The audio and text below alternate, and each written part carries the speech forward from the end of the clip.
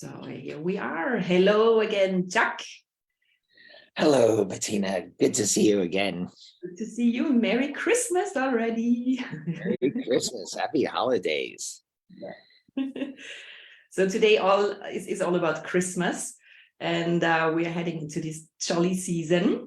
We headed already into it, and I would like to talk with you about what Christmas means and what you said in your last workshop, which of I was thinking about it, is that it's really true that so many emotions are coming up in December during the Christmas season, where you can feel maybe unbonded family issues and so on, and not everybody is heading into a happy Christmas. This is one part. And the other part, what you said in your newsletter, that in December, that you're kind of re-watching your year and what you achieved, what you accomplished, or what you didn't, and actually how to deal with this and how to move into a happy new year.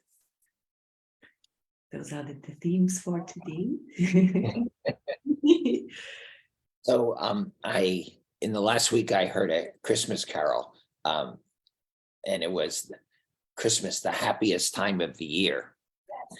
But I think we could also say it's the most depressed time of the year. Yes, that's true. Because where you don't have connections, where you don't have family or friends or somebody, you really see the loneliness in your life, the pain in your life, the lack in your life. Yeah. Now, the crazy thing about having studied the subconscious and even the unconscious so deeply, the unconscious is our soul pattern coming into this life, ancestors, past lives, that kind of thing, is that it's like the world isn't how we dream it. It's like the thing is, we have dreamed our world.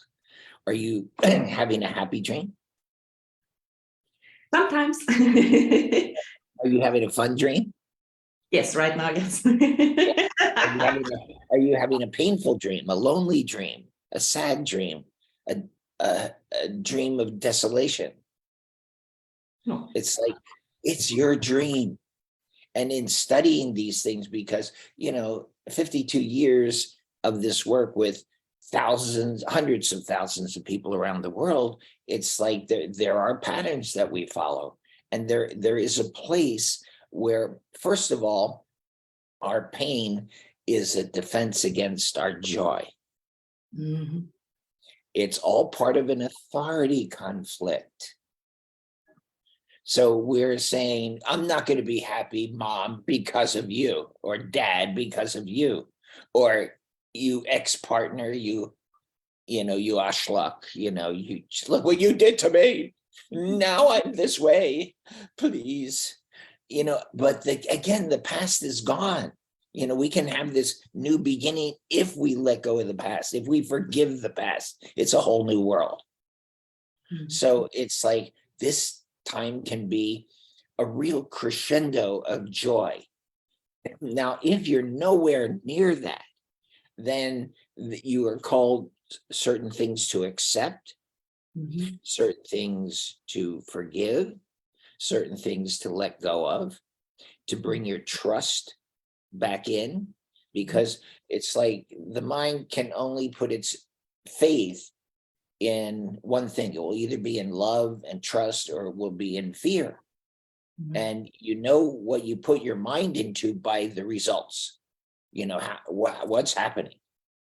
And underneath every problem, there's fear. And love heals fear. Mm-hmm.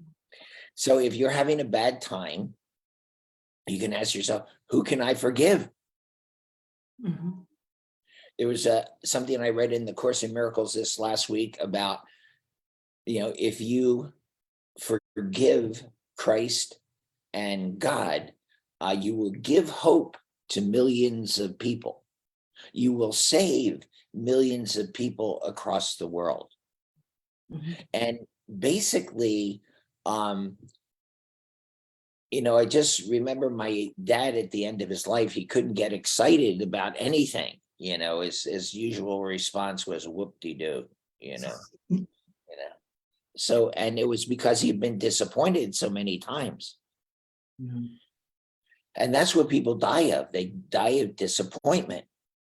Bruno Bettelheim, a famous psychologist in the US, the last generation, said that. And he talked about his mother and her feeling disappointed and finally giving up. But disappointment, there's a couple of things about disappointment. Disappointment means that we had a demand, an expectation. Things should be this way. Mhm. And if you let go, then the next step can arrive and things can get better. And if sometimes you let go and things get worse, well, you let go of the next thing really quick too, until very quickly, usually within about 3 steps or so of this letting go, you're at a place where it's a new beginning. Mhm. It's like the experience of death. I just did this apprenticeship on the restoration of power. And one of the big things that stole people's power was when someone close to them died. Yeah. And whenever I'm in a workshop, if that gets mentioned, that's the first thing I work with. Because basically, if someone close to you dies and you didn't let go of them, then parts of you died and you head in a death direction. Mhm. So it's to go into wherever they buried it in their body as a metaphor of their mind and blow the sacred breath of life into those selves. And if there's hundreds of selves, or you call in the angels, or you call in Mother Mary, or you call in whoever you're close to, Kuan Yin or Buddha or Jesus or who, they're all in oneness. So, sometimes, teaching in Asia and then in like Europe and things like this, I'll see Kuan Yin sneak in and put on Mother Mary's face or put on Jesus's face. I mean, they delight in playing like that because they're in oneness, and so anytime they're there, everyone's there. So it's like, it's like they have lots of humor up there. If you get close, they're always joking. And usually about our condition, because they're going, how could you believe this about yourself? You're God's child. You're God's snooky pootsy. How could you believe this about yourself? God loves you. What are you doing this to yourself? Who are you getting back at? Why would that be more important than love? It was just a mistake. Because it's like going through so many hundreds of thousands of victim situations to free people. What I found, it was always a mistake. So pain can be undone. If you see it in the proper perspective, that rings a bell. It's like, what's the truth here? And usually people are reacting because they're stressed out and they're distorting the experience they're having. And so it comes out as this kind of explosion or attack or whatever it is, but it's a call for help. If you wanted to change your whole life perspective, all the places where you were wounded, realize that person or those people were calling for help. Mhm. And the interesting thing, you could use that to separate which wounds you and leads you to hide and take a path of smallness and so-called normalcy instead of your greatness and the wonder that you could bring about. Lindsay and I were talking last night about visionaries. Mhm. And I was saying about how few visionaries really make it. It's like they have the energy, they get out there, they're the lightning rod, but somehow they either don't get the lightning because they're not open enough, or they have judged somebody and that, bullocks is everything, or they get the vision, but somehow they can't inspire people enough, translate it into the everyday world. Mhm. And there's like these 3 levels of vision. There's your personal vision about yourself, Mhm. about what you want. You see a positive future, and it comes into the present and it excites you and leads you on. And then there is, and sometimes the thing about vision is the part of your split mind can put obstacles or enemies against you in this visionary stage. So persistence is really needed, and your love for everyone, because the second level of vision is helping the whole world.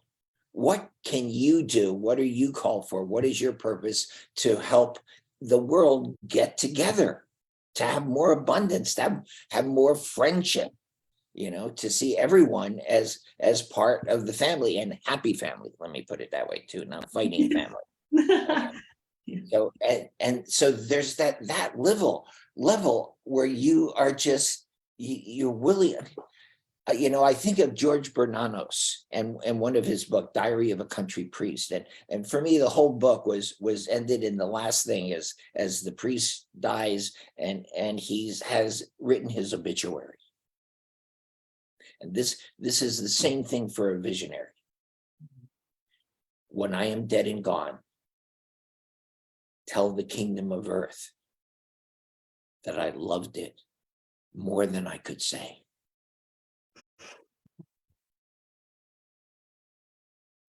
And so you live beyond yourself. You become a symbol that goes beyond your life. And then there's a third level of vision.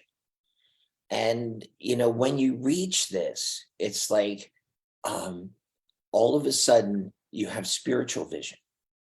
It's like you look through Christ's eyes, you look through the eyes of Buddha or Kuan Yin, and you see in oneness, you see that everyone's innocent. Imagine that. And you bring innocence wherever you go. You bring that life-saving gift, because people die because they're punishing themselves. If they don't die of disappointment, which is punishing themselves, it means you put your hope in something false, in something that couldn't sustain you. And secretly you feel, they insulted my specialness. I felt privileged. And they treated me badly. But it's like, it's a lesson. It's a lesson you were called to learn. And if there's heartbreaks, like in this last workshop, I was teaching like a European group, like my first thing in the morning, then in my afternoon, I was teaching an Asian group, which is their first thing in the morning. And it was, and I asked, how many heartbreaks do you have? And this one woman said, 30,000. Wow. Like that was like something to be proud of. Wow. But that's 30,000 places you lost your heart. And where you lose your heart, how can you have Christmas? How can you have wonder? You remember that wonder as a kid? We were so excited. Father Christmas is going to come, or Santa Claus, or Kris Kringle, or whoever came to your country. So we have this excitement because we're going to get presents and it's going to be a celebration. But it's like, as you get older, if that doesn't change from what I'm going to get to what I've come to give, to the love that I feel, and that's what Christmas is all about. Could the Christ be born in me? Because he was the first one to reach oneness, and so to realize we are all one. I am you and you are me, and now we're healing to get to that forgiveness by forgiveness, step by step, love by love, where we heal the fear, where we join. And there are easy ways to do that, and when you don't do that, you suffer. So, healing is a really big part. When you get to a place, have you ever gotten to a place in a relationship where it was just like boring, dead, even what was meant to be your lucky night was same old thing, just what do you do? It's like, That means that there was some place in your life where out of a wound, you built a defense. Mhm. And the defense is an ego's way of going, I won, nanner, nanner. You know, it's like you lost and you lost part of your heart. Yeah. So you want to play? Always. Chris. Okay. So what is the biggest defense in your life that's blocking your vision of Christmas, of the joy that can come with just relatedness, with bonding, with people joining? When did that defense begin? At the age of? 1. And one is a really crucial year. I mean, every year is important for learning different lessons. Like at 1, you're learning the pillar, the true identity of your mind that connects with the earth and connects with heaven, because you are here on earth and there are lessons to learn here. And so to have that connection, but every wound that you got at 1 is like a crack in that pillar. So your building's a little shaky. It's true. I'm sure your boyfriend loves it when you get wobbly, but that's a whole different story. You know, that's just play. Okay. But here it's like I've met with people who had like 1,000 cracks in their pillar or more. And so how can you show up? Because it's all full of uncertainty and doubt. Yeah. Okay. But heaven is very certain. Heaven is very certain. And if you're in a relationship and you have the certainty and your partner has the doubt, well, you're meant to share your certainty with them. Now, if you join them, you may discover the fear you had that was under your certainty. Oh, wow.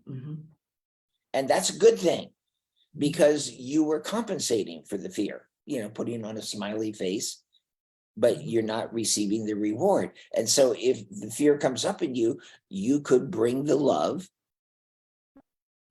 you can bring the forgiveness, that heals the fear. You can bring the letting go that heals the fear, because you have some kind of negative supposition about what's going to happen. Fear is looking in the future and going, oh, Scheisse, you know, this is going to happen. But it's like, you know, when you've forgiven, it's like all those beliefs that see this dark world, they're melted away. And we're in charge of our lives. We're in charge of whether you get your stocking filled or not, right? Just, were you a good girl? Are you going to get your stocking filled? You know, hopefully. Okay.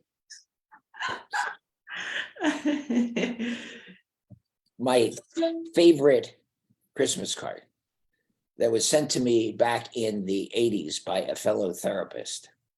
And she sent me this card, and there's this Santa Claus, and he's standing there with this young woman in this kind of a school uniform, and he's lifting up the uniform and going, yes, vagina, there is a Santa Claus. And I just laughed and laughed, because it was her sense of humor hitting my sense of humor. And the thing is, it's like to be, you know, it's just a metaphor for being given to, for being loved, for being cherished. When you at 1, how much of your lovableness did you lose? 80%. Yeah. So what if we got that back for you right now? What would Christmas be like? fully Christmas stockings. Yeah, it's like you would be loved. You know, everybody around you would look at this baby with love. Yeah, very happy. Yeah. Yeah. So it's like these kinds of things happen in life, and each year of our life is symbolic of what we're meant to learn in general. I mean, there are specific things. So who is the problem with it? 1. Usual suspect, my dad. And what was going on with your dad? He was busy. He was actually, it feels like he was closed up and cold. and not reachable. But you have your ways to reach reachable. Okay. So it's like you have, definite gifts that he needs. That's what I found in every victim situation. You made his stress, his dealing with so many things personal.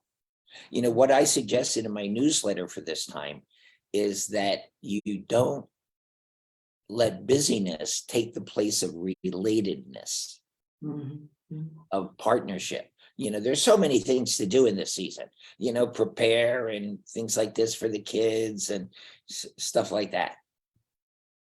So it's like how to join with each person around you, because each person is really a treasure, except for your judgments. The only thing between you and loving each person is your judgments on yourself.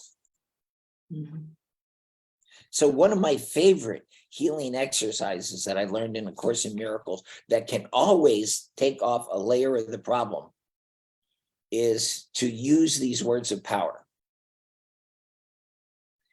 I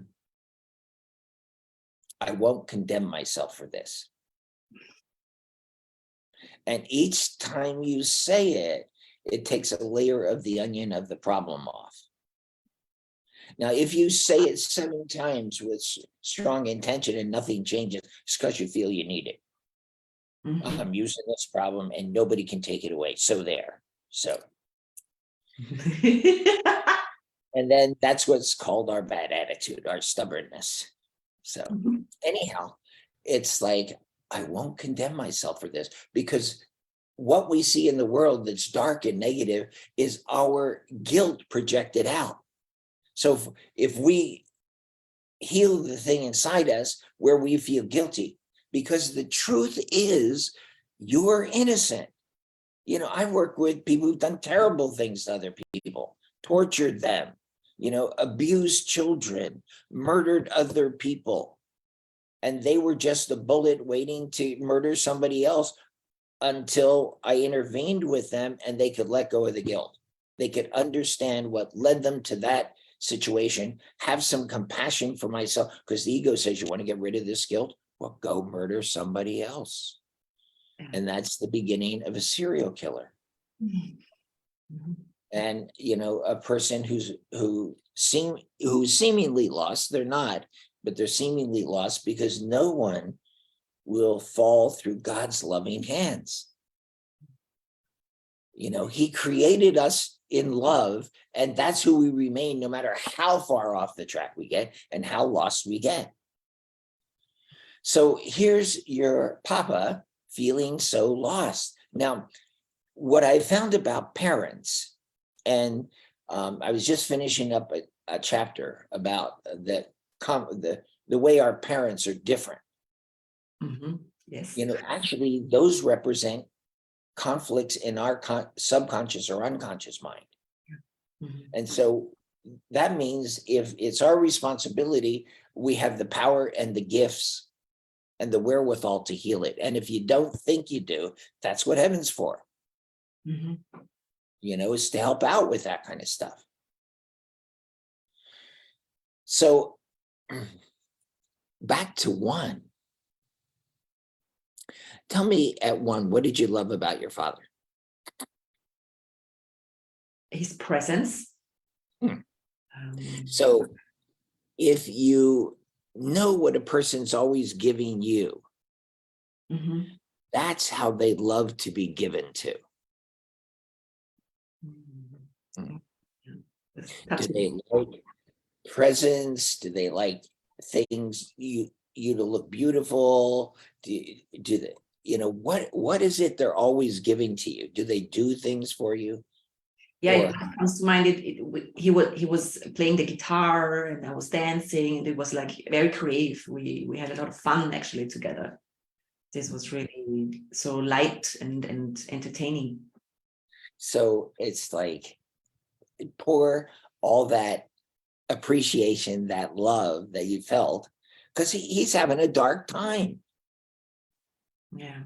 You know, and as people get older, they tend, all this stuff that's unhealed tends to add up toward illnesses, catastrophic illnesses, loss of hope, loss of faith. And, you know, they just get lost. Every wound, we get off the track. Mhm. And if you get off the track a step or two, well, what happens to a train when it gets off the track? It's a train wreck, you know? So Betty, just see what pops into your mind. How many train wrecks do you have inside? 300. Okay. So can you put those on the altar of truth? Because if God didn't create train wrecks, they really don't exist. It's part of our dream. And, you know, being as a person who studied dreams, it's a wish fulfillment. That's just one of the angles to look at it. So do you want to be a train wreck? Not consciously. Did God create train wrecks? Nope. So put it on the altar of truth and it'll burn away the illusion and the gifts that were hiding underneath your train wrecks. And they're carrying all your Christmas presents. You know, it's like, what's the gifts? Yeah. It's the party time, it's the joy and fun and the humor. This is what's underneath, yeah. The good time. So now, think of all the people who've given you joy and fun and humor in your life. Okay. Can you have that feeling? Can you feel how good that feels? Go back and give it to your 1-year-old. Oh, wow, yeah. She's irresistible. Outrageous, yeah. Or as we say in the US, irre-fucking-sistible. You're just this little light. You're this little angel dancing around. Yeah. Wow. Mm. And now share that with your papa. Yeah, it just opens up all these box. Mm. Yeah. And, you know, just crawl into his lap and just love him, love his heart open. Yeah. Papa, I have Christmas for you. Mhm. And I can And read creativity, this point in him actually, yeah. Mhm. yeah, and his heart gets mended and your heart gets mended. Yeah. Hey, if you can do this with your dad, there's no man you can't do this with. Watch out. And that says that that's part of your purpose. You know, what we've come to learn and heal in our family is part of our purpose to give the world. Mhm. Mhm. And Yeah. so it's like, see, at one, and we do this with heartbreaks, we made it personal. We make our heartbreaks personal. They were just going through what they were going through, and they were distorting what they were going through and reacting and thinking, I don't want to infect my daughter with all this bad feeling. I want to keep away from her. Well, it did the same thing to you. You can't keep away. Separation isn't the answer. Withdrawal isn't the answer. They'll still get the wound as you did. You haven't been withdrawn from anyone, have you? Maybe. You haven't been withdrawn from men who you came to save. Yeah. Just by being irresistible, by being lovable. And your lovability is Christmas. You know, it's all the good times, it's all the sharing, it's the good food, it's the beautiful lights, it's the reaching out to another. Mhm.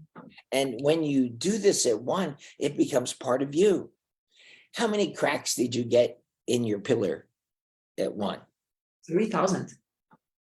3,000. So let us ask Mother Mary to come in and bring in wholeness, because she's in oneness. That's wholeness. That's holiness. That's fun.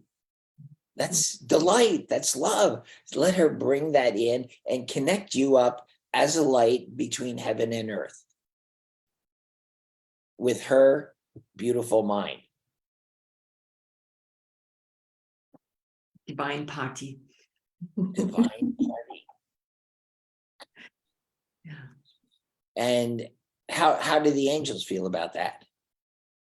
Singing and dancing. I think we used this metaphor before, but it came to my mind, and I just trust those kind of things. It's like you were up in heaven, and there was a band of you angels.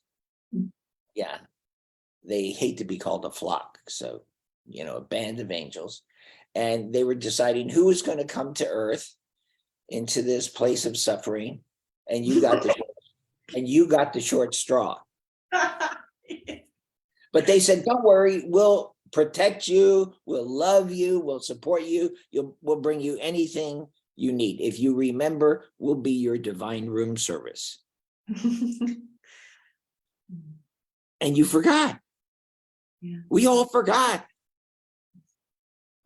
And so it's like, if you remember, then this place changes from a place of desolation and devastation to a place of divine room service, of opportunity to make the world more whole, because you have been here, Betty. But if you lose that, kind of central pillar, the whole foundation is shaky. Yeah. Now, how many cracks in your father's pillar? Oh, wow, 50,000. Okay. Take Mother Mary's hand, and as the adult you and the baby you, go over to your papa and bring that oneness into him.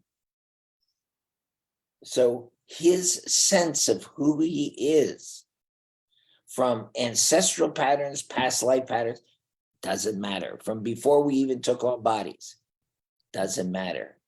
Betty is here to save the day. And Mother Mary. Don't forget her, just I love you, Poppy. No matter how many wounds we get with our parents, underneath, there's still the love for them. So let's get back to the love for them.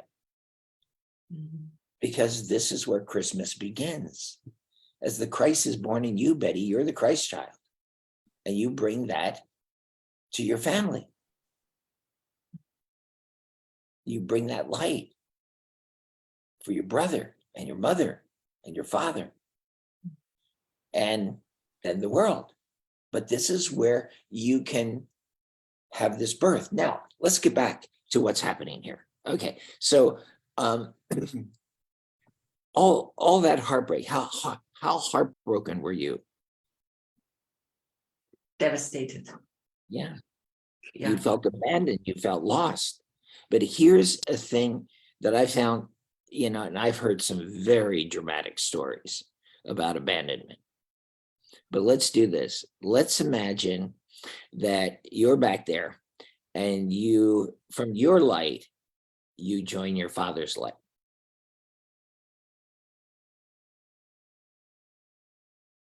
It's beautiful. You feel abandoned?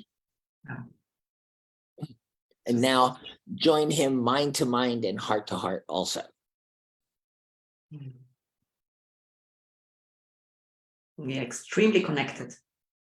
Poppy, you're my snooky bootsy. Yeah.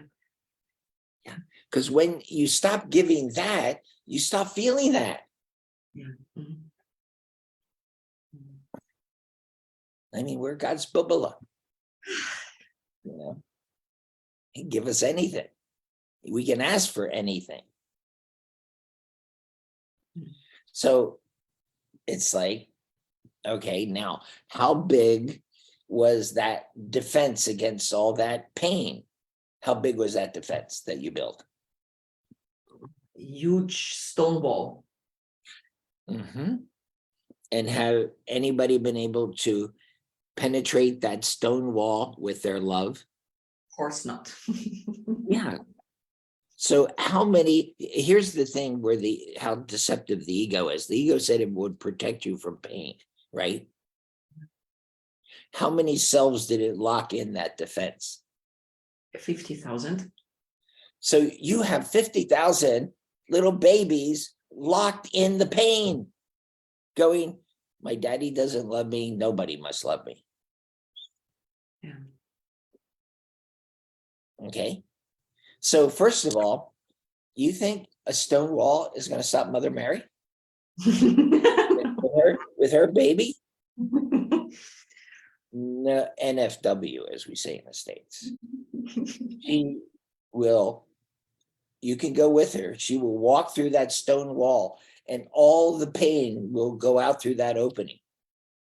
All those negative beliefs will go out through that opening that she is opened.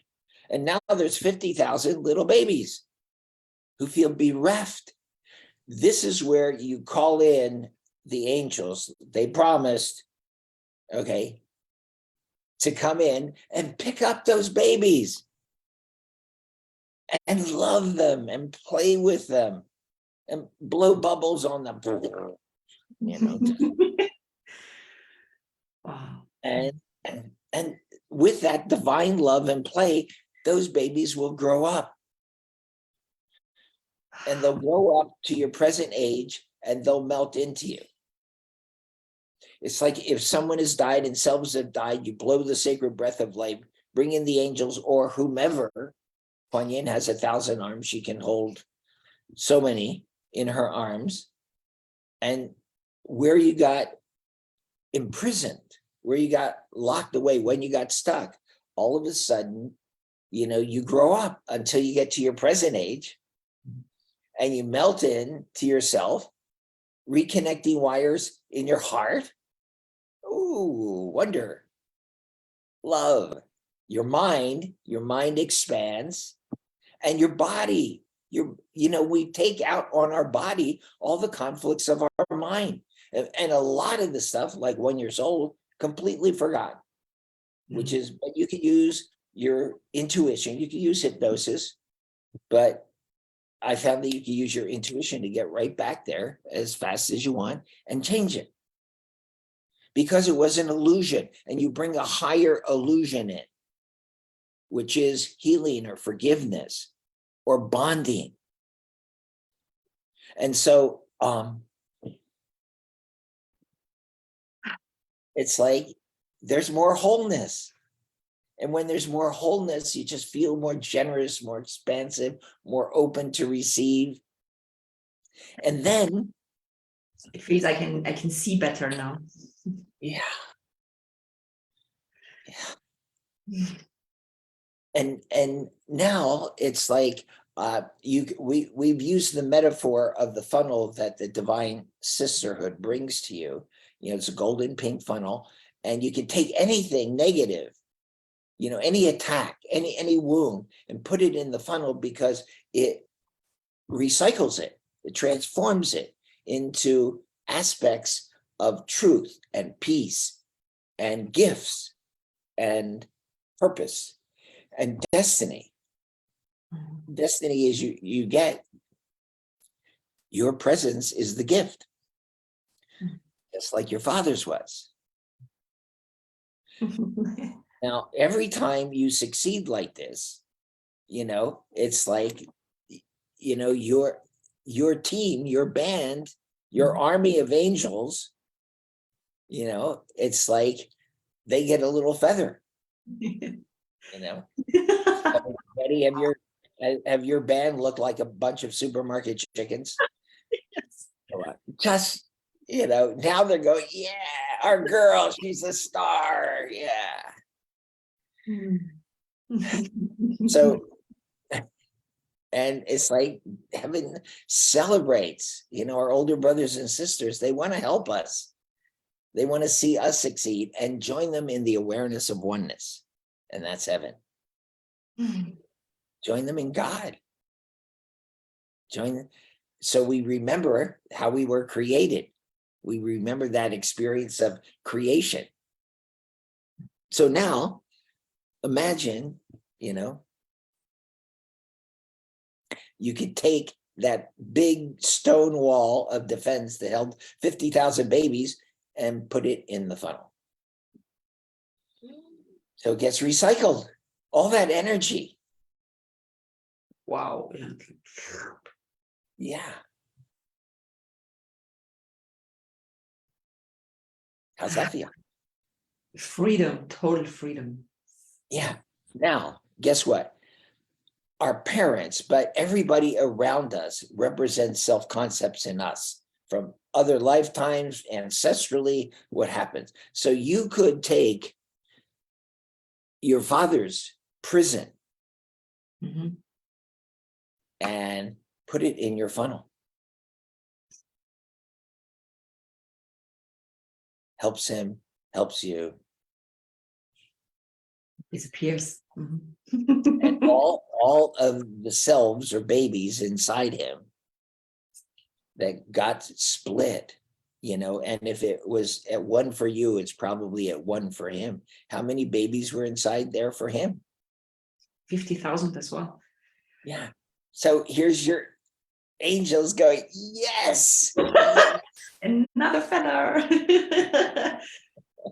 And, you could go love your father into wholeness.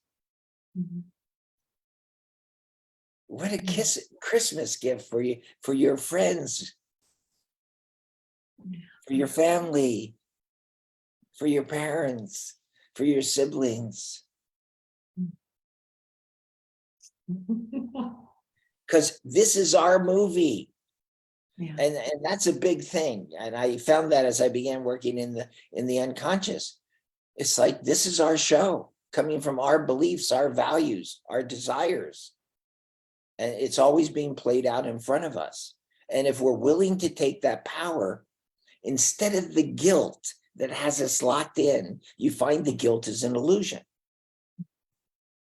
It's like I was just plagued with guilt as a young boy and as a young man. And then I realized what an illusion guilt was. That sense of failure, that sense of valuelessness. So, I wrote a book on healing guilt. It says, there are no bad guys. Healing guilt, there are no bad guys, not even you. Because when I won't condemn myself for this, you become more innocent. And then the world becomes more innocent, and then it gets closer together. The people we hate out there are our shadow figures. And there are places inside where we're anchored, we're stuck, and we hate ourselves. So, Betty, who's the person in the world that you think of them, you get angry? Who pops in? What popped in actually when you were talking already were the Nazis. Okay, good. So, I guess if you, lifetimes there. so it's like the Nazis are your beliefs about yourself. Mhm. It's a place where you have ruthlessness. Ruth was that figure from the Bible who was so kind and generous and loving to her family, her in-laws after her husband died. And it's like Ruth has become, but ruthless is that loss. So how much energy do you use to keep the Nazis hidden inside you? 80%. What if you had that 80% energy back? You would be the fireworks. Exactly. Christmas tree. Yes. All the presents under the tree. Yeah. And that's part of our collective beliefs. Mhm. One of my first workshops in 77, I was meant to, create this visionary speech for the world, but also to heal my biggest shadow figure, which was Hitler.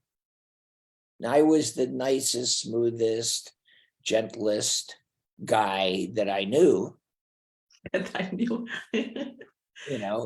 but, to heal that part was huge. I cried for hours when I found that part of me. hours. And I saw how I believed it, how it was my truth, and how I treated myself accordingly. So there's a lot of things you could do. You could put all those Nazis in the funnel. You get them recycled. You can put them on the altar of truth. Did God create Nazis? No, that was our own egoic mistakes. Mhm. But we blamed it on, okay. Mhm. So remember, if you want to save millions, give hope to millions, forgive Christ and God. Mhm. They would have lost their God license if, if they had done anything like that. So, Yeah. Like a chain falling away. yeah. And now it gives you the gift of freeing Nazis, people who have these shadows buried inside them. Mhm. I And know then you place for that. you just have more radiance. Mhm. And your angels go, yeah, they're your cheerleaders, They have a lucky night tonight or lucky day. They bet on you.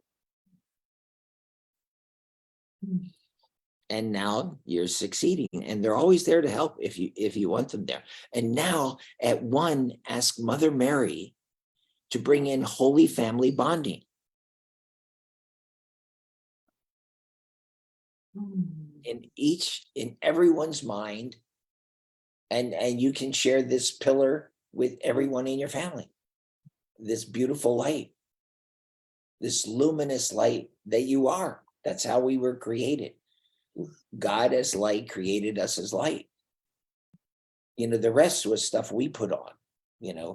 We got this body to say, okay, you're over there and I'm over here. Maybe these bodies could get together on a Saturday night, but then there's Sunday morning, and we're apart again. But we're finding our way home together with each other. And the people around you are your team. And if you don't like your team, you're not going to be the star of the team. The star of the team is the one who, just has that faith in everyone, loves everyone, and is willing to give that love to go beyond themselves. That's sweet. Yeah. When I was in high school, I loved playing end in American football because the quarterback throws the ball, and sometimes for many different reasons, the pass is crazy. But I loved catching the uncatchable passes. It was my delight. I could run, faster than I could ever run to chase that football. But it's wherever you had a sense of creativity and vision and transcendence. And I first learned it as a kid in sports. I was going, what is this energy? Wow. To catch that, and then to just learn that, to go behind and to study that. What is vision? My doctoral dissertation in counseling psychology is on poetry, because it's all about, here's the vision. I mean, the real, not just sweet little ditties, it's like, what's transcendence? What's vision? What's creativity? And let's make a new model of healing based on that. And that's the beginning of getting your heart back. That's the beginning of getting Christmas back. You can't live your purpose, which is your love for everyone, until you get your heart back. And every place you lost your heart, I can tell you from experience, you can regain it if you wish, if you want it. There's places where we're all ruthless, where we were wounded and built this defense. So we're cold. Instead of, it's like change your refrigerator into an oven. Yes. Your next boyfriend will be very happy with that, I'm sure. Burning. Because when you're a refrigerator, you're living a life of sacrifice. And sacrifice is a mistaken belief. It's a form of love that could have been given without any sacrifice. You know, the ego just tries to get us any way we can. And of course, in Miracles, Christ says, you know, my death on the cross was meant to be the last useless sacrifice, so there'd be no more sacrifices. But when unenlightened followers follow an enlightened being, well, you can see the results. And we're meant to help everybody, including the unenlightened beings, because it'll help the places we're unenlightened. Yeah. So, you know, one thing I would say is there's a thing that you can keep asking yourself at this most depressed time of the year. Do I want the problem or do I want the answer? Just like saying, I will not condemn myself for this. You know, and more innocence. And it goes faster the more you say it. Another one that I really love is, I will forgive and this will disappear. You know, say that as much of your heart as you can muster, and things begin to change. It's the willingness to see that it was all a mistake. Mhm. It was a mistake on everybody's part, but I don't need it to build my sense of identity, my ego.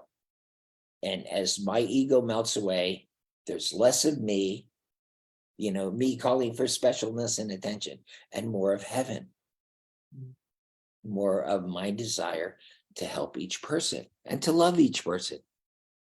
You know, the thing that we all noticed as the people in this apprenticeship got together for 10 days is how the love was growing and how we felt more like a community in this group, and how everybody was seeing each other as a mirror, because everybody is your mirror.